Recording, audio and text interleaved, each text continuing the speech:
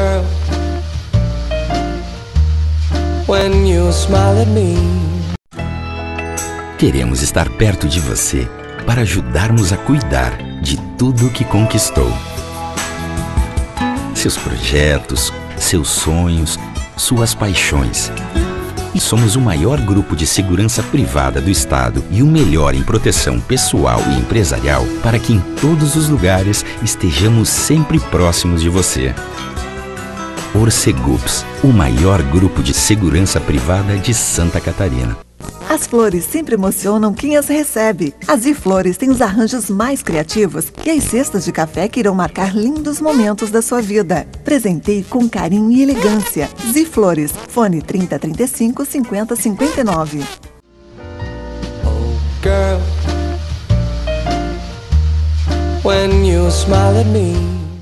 Agora estamos aqui no nosso quadro Sala de Terapia.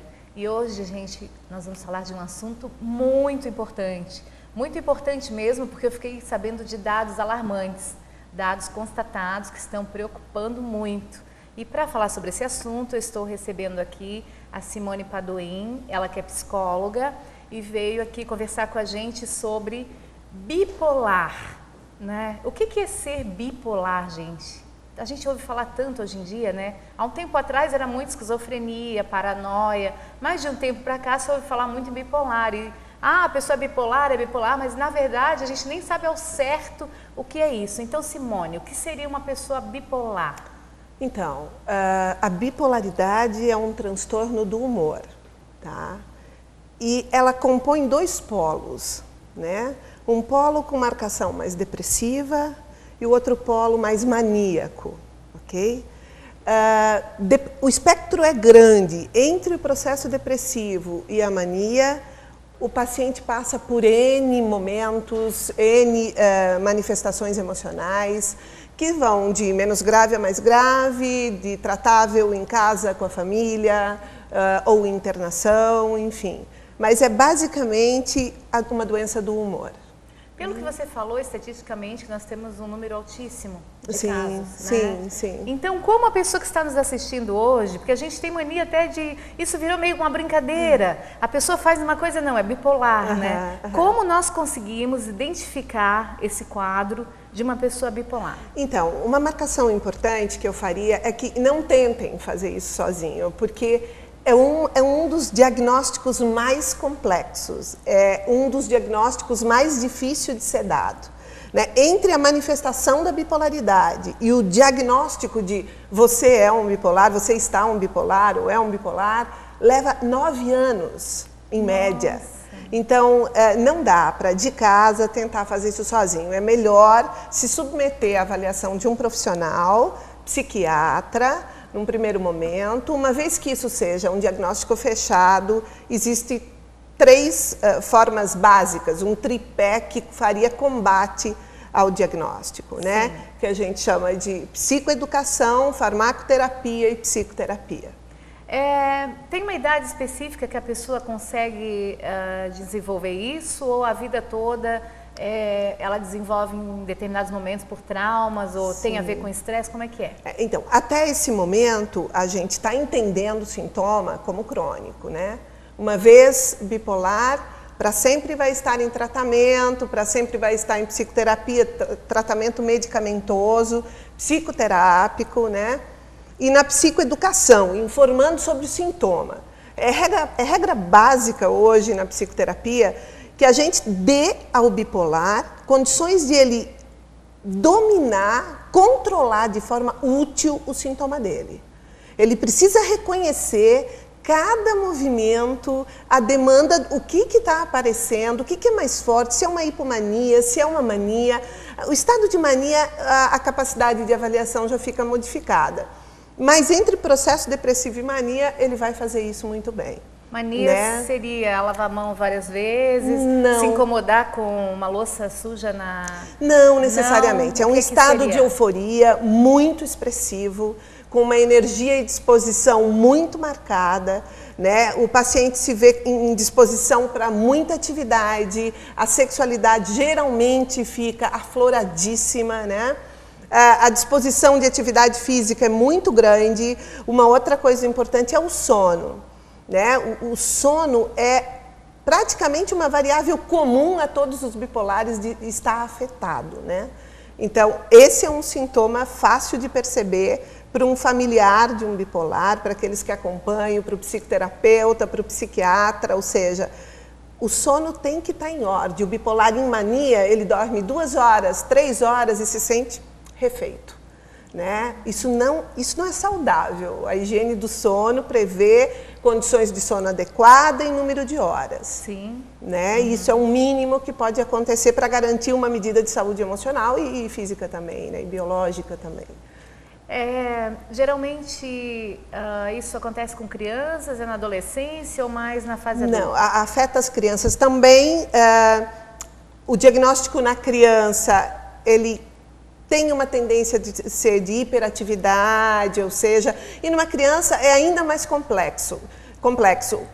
Enfim, ele manifesta muito mais pela irritabilidade, pela agressividade, mas a gente supõe que o desenvolvimento infantil prevê isso, uma medida de irritabilidade na criança. Então, você não pode sair enquadrando. Esse é o risco de dar nome a um sintoma, né? Que a brincadeira que tu te referiu é em função de um nome ter vindo à tona, né? Sim. Então, agora a bipolar tem esses aspectos contemplados e essa pessoa bipolar. Então, aí virou uma grande brincadeira que todo mundo é bipolar, né? Por exemplo, faz pouco tempo a Globo veiculou uma novela sobre esquizofrenia, onde o paciente era agressivo, tinha surtos, saía da realidade, né? Porque o esquizofrênico ele vive num mundo que é só dele, que é um mundo paralelo, que ele cria fantasias, que a família está presa, que isso, que aquilo, coisas fantasias. O que a gente poderia comparar no bipolar com o esquizofrênico? Assim, tem algum tipo de comparação? Tem. Acho que a grosso modo, se você assiste um bipolar em surto, você tranquilamente pode ler como um esquizofrênico, tem essa tendência a fazer essa leitura. Ele é agressivo também. Sim, a agressividade é uma variável, uma variante da bipolaridade na mania. O esquizofrênico, ele para os olhos, ele fica, né, até a pessoa que interpretava muito bem, ele fica com os olhos parados e dá a impressão que alguma coisa se apossou daquele corpo ali, é uma sensação numa assim, atitude quase catatônica, né? É assim, no bipolar também, em surto sim. Agora há uma diferença bastante grande, o bipolar pode estar plenamente inativa, se tratado, é bastante importante essa marcação. O tripé do tratamento da bipolaridade é a psicoeducação, a psicoterapia e a farmacoterapia. Sem esse casamento, não tem um tratamento, uma resposta adequada de combate à bipolaridade. Isso a pessoa já nasce, ou ela desenvolve, ou é uma coisa do organismo, é uma doença física mesmo? Então, já tem a ciência já está admitindo que ela é herdada, né? Porém, deflagra ou não, dependendo do espaço em que essa pessoa vive, das histórias que ela tem de vida, das tragédias ou dos estresses, às vezes até um estresse positivo, um casamento, o nascimento de um filho, pode detonar o dado bipolar numa pessoa que tem familiares. Quase sempre você vai descobrir na árvore emocional outros familiares com o mesmo sintoma. Né? E você, que a gente estava conversando um pouquinho, bastidores lá, comentou das separações, né? Que em função da doença tem havido muitas separações. Num papo muito informal, eu encontrei uma advogada outro dia e ela me falou, nossa, então você trabalha a bipolaridade? Eu falei, é o que tem me interessado muito. Ela falou, 40% das separações no meu escritório são em função de bipolaridade. Eu acho que é um número bem razoável para a gente pensar nisso, né? Bem razoável para a saúde pública assumir isso, né? E tentar trabalhar de uma forma a dar uma vida regular aos bipolares, que essa é a palavra mágica, né?